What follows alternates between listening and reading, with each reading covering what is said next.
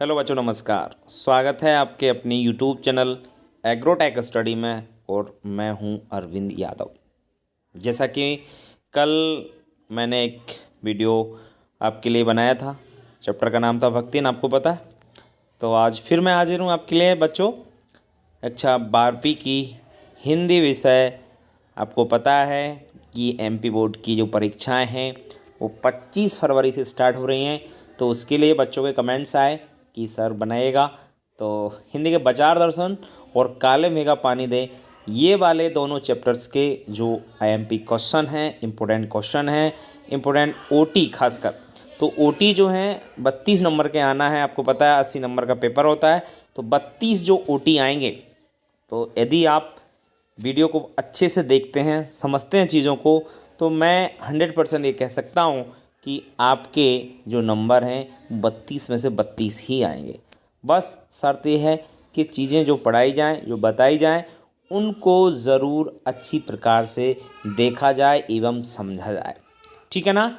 चलिए, बाकी अगर किसी बच्चों को आईएमपी क्वेश्चन चाहिए तो एग्रीकल्चर से संबंधित जो भी बच्चा हो, एग्रीकल्चर क्लास का हो, 12th एग्रीकल्चर से हो, तो वो हमसे नोट्स प्राप्त कर सकता है। ठीक है। बाकी एप्लीकेशन आपको पता ही है एग्रोटेक, जो कि प्ले स्टोर से आप लोग डाउनलोड कर सकते हैं।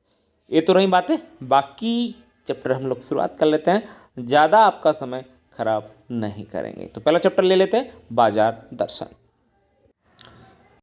तो बच्चों शुरुआत कर लेते हैं यहीं से। बाजार दर्शन आपका चैप्टर है। लेखक हैं जैनेंद्र कुमार। बच्चों, जैनेंद्र कुमार जी को आपकी उपाधि दी गई है आधुनिक प्रेमचंद की। कौन सी उपाधि दी गई है? आधुनिक प्रेमचंद कहा जाता है जैनेंद्र कुमार को। कई बार ये प्रश्न पूछा गया है, इस बात को ध्यान रखें। आधुनिक प्रेमचंद किसे कहते हैं? ध्यान रखें, जैनेंद्र कुमार को। बाजार दर्शन विधा कौन सी है? तो विधा है बच्चों मनोवैज्ञानिक निबंध है एक। किस पर?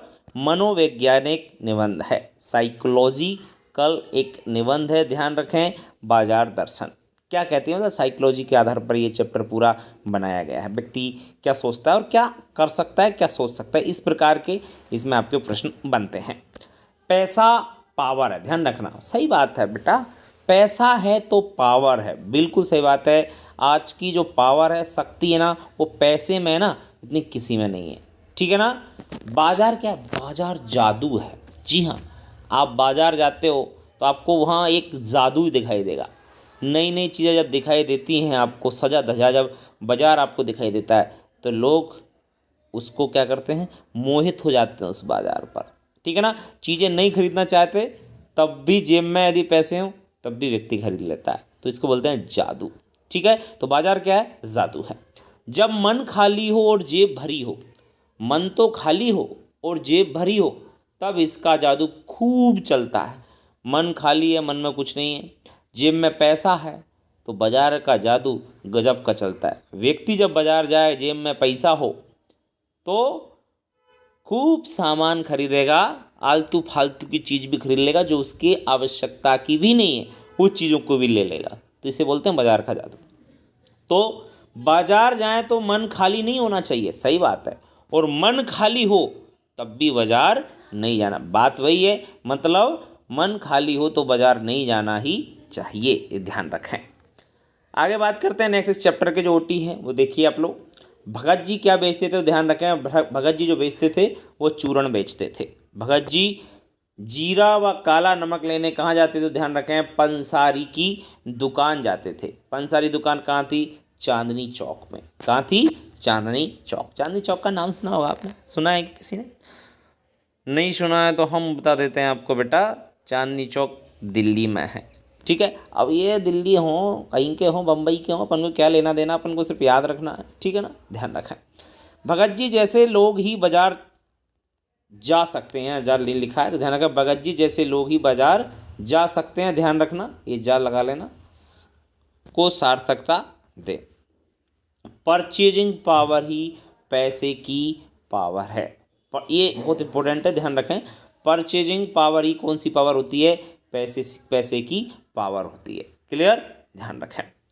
आज का अर्थशास्त्र क्या बन गया है? अनीति शास्त्र। अर्थशास्त्र मतलब अर्थ बोले तो पैसे से संबंधित जो चीज़ है वो क्या बन गया? आज का अनीति शास्त्र बन चुका है। बाजार के कारण भाई भाई, मित्र मित्र, ग्राहक व वेचक की तरह व्यवहार करते हैं। सही बात है भैया। बाजार के कारण ही आजकल जो हो रहा है, भाई भाई हो चाहे दोस्त हो, सब ग्राहक व जो बेचने वाला होता है उसकी तरह ही व्यवहार करते हैं। कोई भी चीज़ खरीदो उससे कोई मतलब नहीं, मित्र है कि भाई है, ठीक है ना। तो इसी तरह सबका व्यवहार होता है। बड़े बाजार का आमंत्रण एक होता है। बड़े बाजार का आमंत्रण कितना होता है? बड़े बाजार का आमंत्रण एक, यानी इसकी जगह एक की जगह आएगा बेटा मूक होता है, ये ध्यान रखें। कैसा होता है? मूक। ये थोड़ा सा शायद गलत टाइप हो गया। तो बड़े बाजार का आमंत्रण एक नहीं होता, मूक होता है। कैसा होता है? मूक। क्योंकि बड़े बाजार में कोई भी व्यक्ति, बड़े बाजार कभी भी चिल्लाते नहीं है। वहाँ पे बड़ा बाजार जो होता है ना, वहाँ चिल्लाने का कोई काम नहीं है कि ये ले जाओ, 10 की 4 ले जाओ, 5 की 2 ले जाओ, इस प्रकार से चिल्लाने का कोई काम नहीं है। मूक बाजार होता है। मूक का मतलब वहाँ पे कोई व्यक्ति बोलता नहीं है और व्यक्ति जाना है चले जाते हैं। बड़ा बाजार है ना, छोटे बाजार जैसे मेला लगता है गाँव में, छोटा कोई सेल लगती है, तो वहाँ पे कैसे चिल्लाते हैं? 10 के 4, 10 के 4 ले जाओ। समझ में आ रहा है कि नहीं आ रहा है ना? 100 के मतलब कोई कपड़ा हो तो 100 के 2, 150 के 4, क्लियर हो रही ना बात? तो वो होते हैं छोटे बाजार। ये बड़े बाजार क्या होता है? वो मूक होते हैं। कैसे होते हैं? मूक। और मूक का मतलब बिल्कुल शांत कह सकते हैं हम लोग, ठीक है। स्पृहा क्या है बेटा? तो स्पृहा का मतलब होता है इच्छा। अकिंचन क्या होता है? तो अकिंचक होता है अर्थहीन। दारुण क्या है? दारुण होता है वह कर। इसका अर्थ मतलब ये आपकी मीनिंग समझ लीजिए आप लोग, मीनिंग कहते हैं इंग्लिश में इनको, ठीक है। स्पृहा का मतलब इच्छा, अकिंचकर का मतलब अर्थहीन, दारुण का अर्थ होता है भयकर। परचेजिंग पावर मतलब खरीदने की शक्ति। किसकी शक्ति? खरीदने की शक्ति। और परचेजिंग पावर कब आई? पैसे जेब में, सीधी बात है। सुनीता है, कल्याणी, त्यागपत, पराग, मुक्तिबोध, अनाम स्वामी और जयवर्धन होना चाहिए। हाँ, तो जयवर्धन ये सब क्या है? आपके उपन्यास हैं। ये सभी क्या हैं? आपके उपन्यास हैं। और किसके उपन्यास हैं? ध्यान रखना, ये सभी आपके जैनेन्द्र कुमार जी के उपन्यास हैं। लास्ट पॉइंट है, एक रात, दो चिड़िया और फांसी। ये तीनों जो हैं ये कहानी है जैनेन्द्र कुमार की। एक रात, दो चिड़िया और फांसी किसकी कहानी है? जैनेन्द्र कुमार ने इन कहानियों को लिखा, ठीक है। तो आपको समझ में आया होगा पूरा का पूरा, है ना। आपका भक्तिन हो गया, बाजार दर्शन। अब हम लोग आज अध्ययन करने वाले हैं, एक और चैप्टर आपका लिया है, ये काले मेघा पानी दें। तो देख लीजिए इसको भी। काले मेघा पानी दें, लेखक हैं धर्मवीर भारती। कौन है? धर्मवीर भारती। विधा कौन सी है? संस्मरण। तो मैं आपको थोड़ा सा डिवीजन कराना चाहूँगा। भक्तन क्या था? भक्तन जो चैप्टर था वो संस्मरणात्मक क्या था? रेखा चित्र था। इसके बाद हमने जस्ट चैप्टर कौन सा पढ़ा? बाजार दर्शन अभी पढ़ा। तो बाजार दर्शन में क्या था आपका? क्या थी विधा? पता है आपको? हैं? भूल गए क्या? याद है? अभी मैंने आपको बताया था कि साइकोलॉजिकल निबंध, मनोवैज्ञानिक निबंध था। अब ये हम काले मेघा पानी दे, ये एक संस्मरण है। क्या है? ये एक संस्मरण। तो इसके बारे में हम थोड़े से अध्ययन कर लेते हैं। उपन्यास भी हैं कुछ धर्मवीर भारती जी के। गुनाहों का देवता, सूरज का सातवां घोड़ा, ये फिल्म है, ठीक है ना, इस पर बनी थी। गीति नाट्य कौन सा है? तो अंधा योग। पूछा गया प्रश्न है, ध्यान रखें। गीति नाट्य कौन सा है धर्मवीर भारती जी का? तो अंधा योग। कहानी कौन सी है? ठंडा लोहा और कनुप्रिया। ये दोनों कहानी है धर्मवीर भारती जी की। इनको थोड़ा सा आप लोग जरूर याद रखें। आगे बात करते हैं इस चैप्टर के बारे में। तो इंदर सेना ही मेंढक मंडली थी। इंदर, इस चैप्टर में बताया गया कि एक इंदर सेना थी, उसे ही मेंढक मंडली कहा जाता था, जिसमें 10 से 12 या 16 से 18 वर्ष के लड़के होते थे, है ना। लड़के लड़के 10 से 12 की मुझे लगता है कि लड़की होंगी, और 16 यहाँ पर शायद मिसप्रिंट है, थोड़ा सा ध्यान रखना। 16 से 18 वर्ष के लड़के होते थे, ठीक है, जो घर घर जाते थे और घर घर जाकर आपके पानी मांगते थे। क्या मांगते थे? पानी मांगते थे। और पानी मांगने से पहले जो टोली हुआ करती थी, ये गंगा मैया की जय बोलती थी। किसकी? गंगा मैया की जय बोलती थी। इसको जरूर याद रखें आप लोग। नेक्स्ट हम बात करें, ये 15 दिन क्या होता है? तो 15 दिन की बोलते हैं पखवाड़ा। 15 दिन को क्या बोलते हैं? पखवाड़ा। जैसे 7 दिन को सप्ताह बोलते हैं ना, 15 दिन को पखवाड़ा। जैसे 30 दिन को एक माह बोलते हैं, है ना, 12 माह को एक वर्ष बोलते हैं, उसी प्रकार 15 दिन को पखवाड़ा बोला जाता है। थोड़ा सा याद रखें। सातिया। सातिया क्या है? सातिया ध्यान रखना एक स्वस्तिक चिन्ह है। कौन सा चिन्ह है? स्वस्तिक, जो इस प्रकार से बनाया जाता है। आपको याद होगा, याद है या नहीं है? इस प्रकार से बनाया जाता है, हाँ, इस प्रकार से बनता है ये सातिया। इसको या स्वस्तिक चिन्ह भी कहा जाता है। क्लियर? चलिए, तो अर्घ क्या है? अर्घ मानो होता है जल चढ़ाना। ढोर ढंगर क्या होते हैं? तो ढोर ढंगर, अगर ढोर तो मालूम है जैसे, तो ढोर ढंगर एक अपूर्ण पुनरक्त शब्द होते हैं। जैसे अब वैसे तो हम लोग पशु बोलते हैं, लेकिन गाँव में बोलते हो ना, अरे क्या ढोर ढंगर है ना, ऐसे बोलता है ना, अपनी अपनी लैंग्वेज में कुछ कुछ बोलता। अब जैसे मैं यहाँ पे पढ़ाता हूँ तो यहाँ पे ढांढा बोलते हैं पशु को, ढांढा। अब बताओ, एक बछिया को केल्डी कहते थे, केल्डा बोल देते हैं सांड को। तो अपने अपने शब्द हैं, आंचलिक शब्द हैं, देहाती शब्द हैं।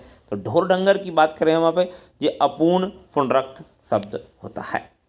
धर्मवीर भारती आर्य समाज से जुड़े थे, इंपॉर्टेंट चीज़ें ध्यान रखें। आर्य समाज से कौन जुड़ा था? धर्मवीर भारती। या वैसे पूछे धर्मवीर भारती आर्य समाज किस समाज से जुड़े? तो आर्य समाज से। कुमार सुधार सभा के उप मंत्री भी थे, ये ध्यान रखें। कुमार सुधार सभा थी, उसके उप मंत्री थे। धर्मवीर भारती जन्माष्टमी पर क्या बांटते थे? तो ध्यान रखना, पंजीरी। पंजीरी जानते हो क्या होती है? सब जानते हैं वैसे पंजीरी जनरली, कि ये आटे की बनती है। आटे को सेक करके उसमें चीनी या बूरा मिलाकर जो बांटी जाती है जनरली प्रसाद के रूप में, आपको पता होगा जन्माष्टमी पे बढ़ती है, जिसको हम लोग पंजीरी बोलते हैं। क्या बोलते हैं? पंजीरी। आगे बात करते हैं, दिवाली पर गोवर्धन बनाने में, छठ पर कुल्हाड़ियों में भूजा भरने में। छठ पर कुल्लड़ी, वो कुल्लड़ियाँ होती है ना, कुल्लड़ जो मिट्टी के बने होते हैं, उनमें क्या भरते हैं? भूजा, भूजा भरते। ऋषि मुनियों ने दान का प्रथम स्थान, ध्यान रखना, किसको प्रथम स्थान बताया है? तो ये दान को बताया। ठीक है, दान मतलब बहुत बड़ी, ऋषि मुनि कहते हैं कि दान दिया तो मतलब आपने बहुत बड़ा पुण्य किया।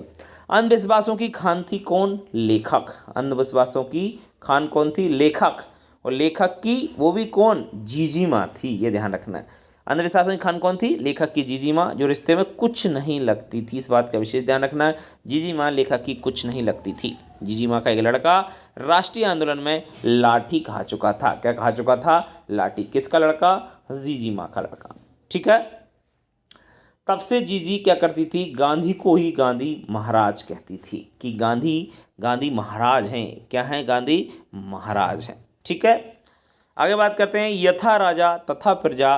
प्रजा सिर्फ यही सच नहीं है कि यथा राजा तथा प्रजा सच नहीं है, सच है कि यथा प्रजा तथा राजा लेखक ने जीजे को मठरी कहा है। जीजे का कहा? मठरी। गुड़धानी क्या है?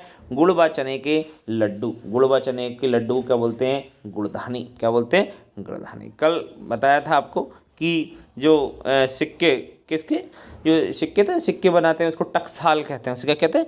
जहाँ टक से बनते हैं आपके, वहाँ पर टकसाल उसे कहा जाता है। ठीक है, तो आज ये 2 चैप्टर के आपकी जो ओटी थे वो आपको कंप्लीट करा दी। बाकी आने वाले चैप्टर जो भी हैं आपके, जैसे सीरीज के फूल आएगा आगे चैप्टर आपका, है ना, और एक और है आपका चैप्टर, वो दोनों चैप्टर मैं आपको बता दूंगा। ठीक है, और बाकी गद्य के, पद्य के और ग्रामर, ये सभी कंप्लीट आपको मैं 2-3 दिन में ही कंप्लीट करा देंगे सभी ओटी। ठीक है, आप कोशिश ही करेंगे कि 3-3 4-4 चैप्टर इकट्ठे ले लेंगे, जिससे आपकी जो है ना जल्दी से तैयार हो जाए, क्योंकि समय आपके पास ज़्यादा है नहीं। तो ओटी के लिए बहुत ज़रूरी है कि जल्द से जल्दी हो सके आपके ओटी कंप्लीट करा दो। इनको जरूर आप लोग अच्छे प्रकार से याद रखें। ठीक है, चलिए मिलते हैं नेक्स्ट वीडियो, तब तक के लिए नमस्कार।